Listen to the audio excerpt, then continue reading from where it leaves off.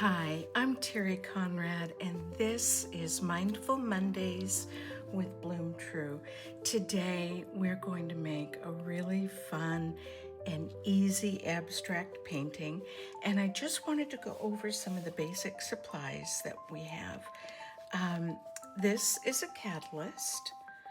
You can use a regular rubber kitchen spatula if you have it, or if you prefer a flat brush. I have these little plastic cups for mixing some paint because we're going to begin by doing some paint pouring, and I'll show you how to do that. I have a hake brush, and again, you can use a flat brush instead of this if you don't have it. I have my fan brush for splattering paint and a mechanical pencil. I have some Daler Rowney Aquafine. I have some watercolor. This happens to be Daler Rowney, but any brand will do. And I've got my paint palette here that's already set out. That's my autumn palette. And I'm going to be using, for the paint pouring, the very first layer, I want to use some of the Titan Buff. And then I have just a little piece of cardboard from a packing box. And we'll be using this for some mark making. There you go, there's the edge. Might even use that, that's kind of interesting. Oh, and I have another cup here that I will be pouring some black gesso in, or if you have black ink or black acrylic paint, you can pour a little of that in the cup. And oh, of course, our watercolor. I am using an inexpensive watercolor journal today. I bought this on Amazon. I'll have the link down below. You can use just a sheet of watercolor paper. If you've got an art journal like this, that's fine as well. Okay, oh, and you want to have some rinse water for your paintbrushes. Okay, let's go ahead and begin. Now, remember, you want to activate your pigments, and so you'll spray those with water. And since in this palette that I have, I'm just using the Titan Buff, what I'm going to do is spray some water inside this empty cup. And I want to put quite a bit in there because ultimately I'm going to be pouring this onto the paper. And I think the best thing to do, I'm going to get a smaller flat brush. And I don't want to do this over the paper, so I'm going to bring that there. And I just am going to keep loading my brush with the Titan Buff and then add it to the water in the cup.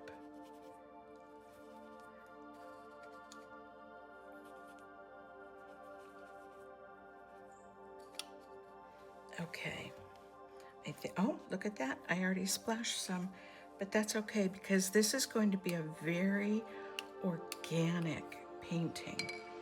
And then you take your mixture and you're just going to begin pouring.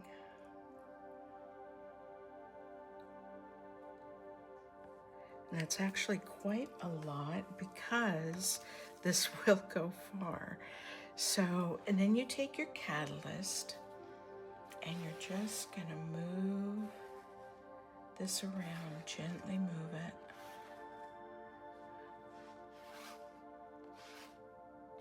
And there's no rhyme or reason. This is completely intuitive. And this is interesting. I hope you can see this. There are little dots right here.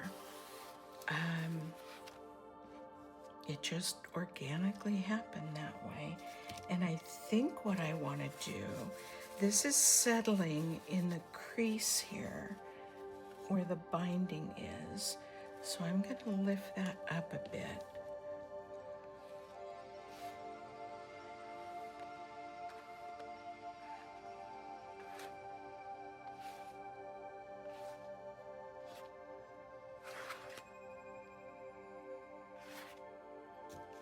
Okay, now we want to let this completely dry, thoroughly dry, before we add another layer.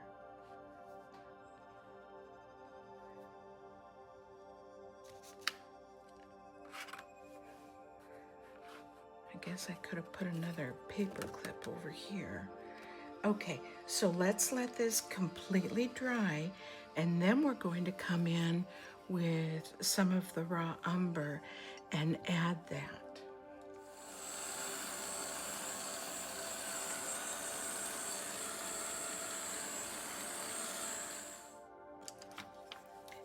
All right, mine is dry, and I'm coming in with this brush, and the bristles are dry. I did not wet the brush yet because I want to achieve a little bit of well, I'm going to use that word again, organic look. So I'm dipping the brush in the wet watercolor pigment, and I've got, as you can see, just the tip of the brush. And this is completely intuitive, as is most everything that I do with my art. And so I'm just going to begin making marks.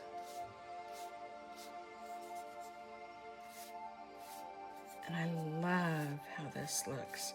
See how it's just these kind of scratch marks, if you will.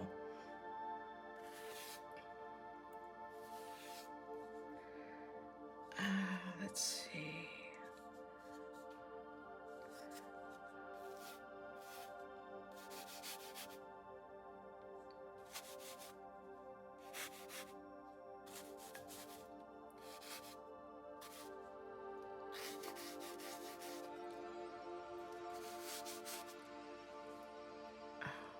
Yeah, I really like that. Really like that.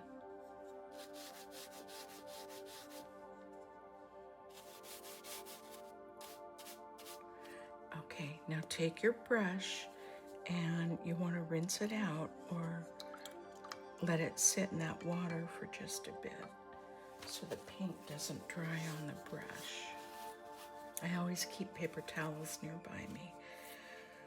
Okay, now I'm going to use this flat brush. It is 3/4 inch flat brush. So you can use an inch or 3/4 inch.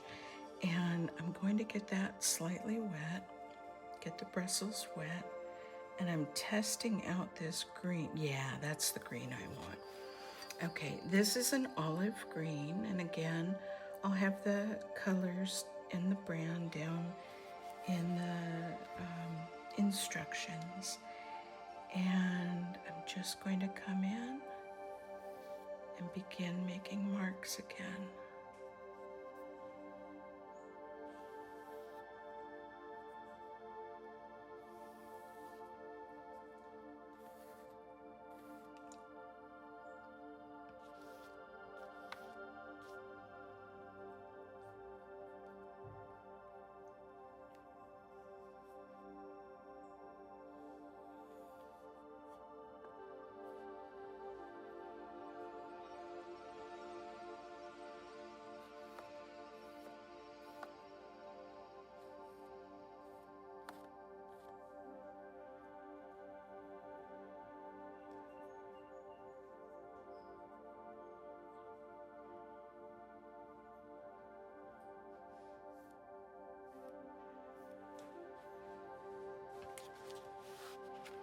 Okay, now I am gonna get this wet and load it with some of the brown paint and just let it drip. And we want to get some kind of heavy drips, not a lot.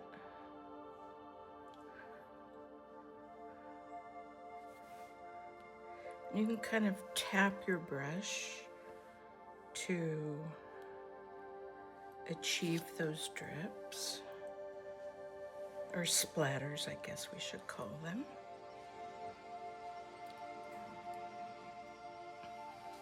Pretty.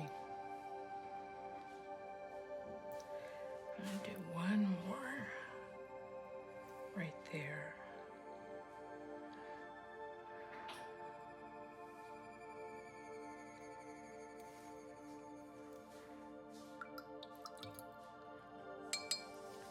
Okay, next is where we want to add some black. And I'm gonna look around because I didn't prepare this ahead of time. If you've got a small cup like this, or something to put your black gesso in or your black ink, go ahead and do that. I wanna look and see if I have some kind of a round stencil to use. So I'll be back in just a second. Okay, here is the black gesso. And this goes far, so you don't need much. I'm gonna pour some in here, just a little dab. And then I'm gonna take this flat brush, load it up, and I'm actually gonna use this. I like the size of it, and I think that'll work nicely. So I'm just gonna paint on the rim.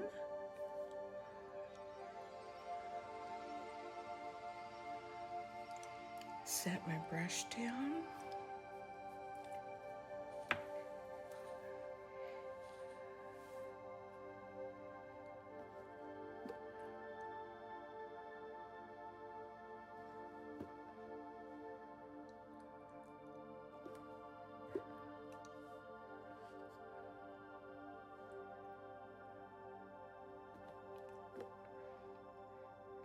I didn't even have to reload this. That's pretty cool.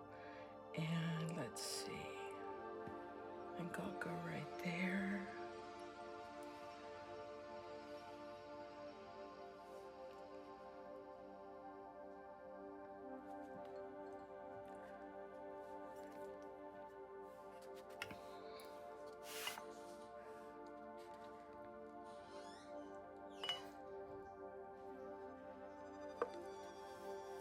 Okay, and then I'm gonna wipe that off.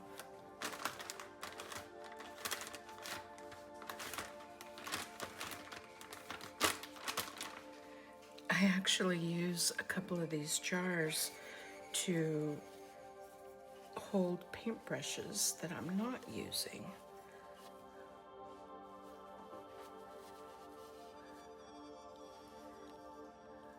There, all clean. Okay, perfect. This I'm gonna rinse off in the sink because it's still loaded with a lot of gesso. And we're gonna let this dry. Look at that. I love how that sort of, I guess this area was still a little wet, and so it bled out of the actual circle area. But again, this is what lends to the beauty of abstract art, because you never know what you're gonna get. Okay, I am going to use some of my gold paint, and we're going to use the little piece of cardboard that we cut. Let me open that. And again, I think what we need to do is take a brush, load it, and then choose the side, the edge that you want to use. I think I'll use this edge.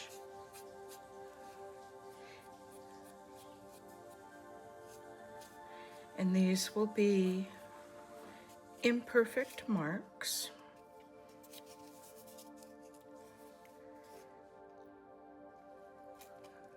Ooh. Pretty, pretty, pretty, pretty.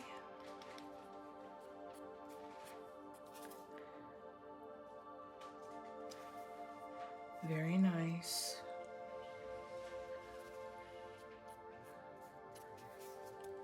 We're just gonna add a touch.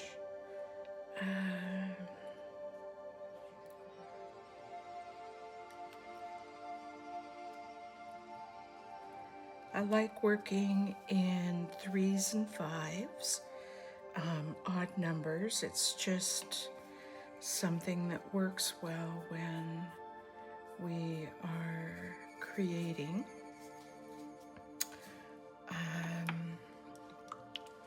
Wondering if I want to add any more.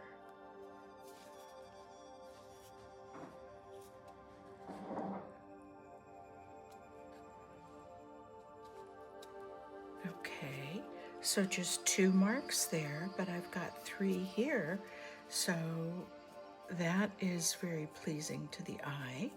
There's 5 lines total on that side, and I'm gonna remove that.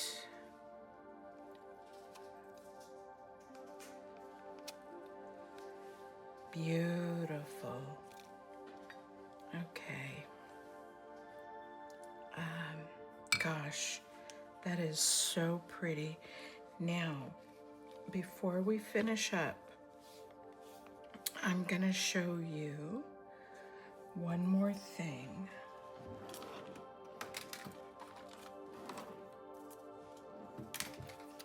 I keep these 4x6 mats in my drawer, and what you can do is move it around on the page